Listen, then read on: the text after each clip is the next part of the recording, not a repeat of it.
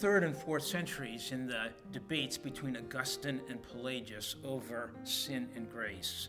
Augustine's position was that God did hold all humanity accountable for the sin of Adam, that original sin. He affirmed that all humanity, all subsequent humanity, inherited from Adam both legal guilt and moral corruption. And this position of Augustine over against that of Pelagius was affirmed by the church in the Council of Ephesus in the year 431. And that has been the dominant position in the church ever since. But the question then is why?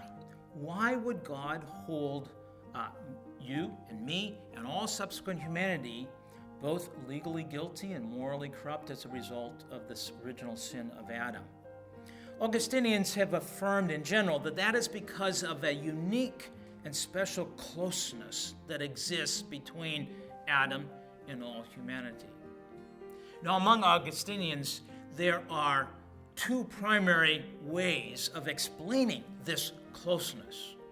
There's a position that's been called realism, which was a position of Augustine himself and many others, that accounts for this closeness because of Adam being the first human and the biological head of the human race. And in a very real sense, all humans are in Adam.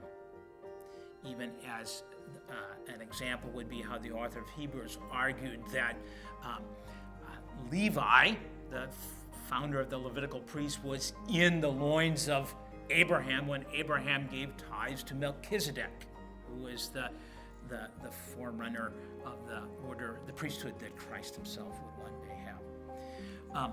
So realists would say that this connection is natural.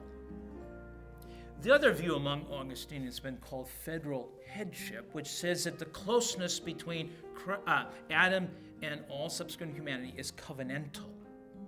They would argue that Adam is the covenant head of a covenant of creation that God had with all humanity.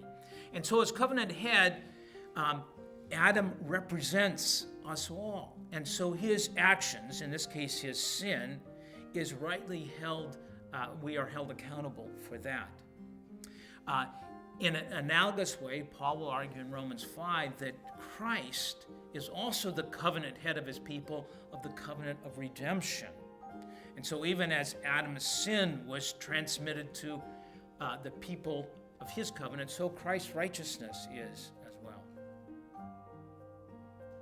My own position is that of federal headship.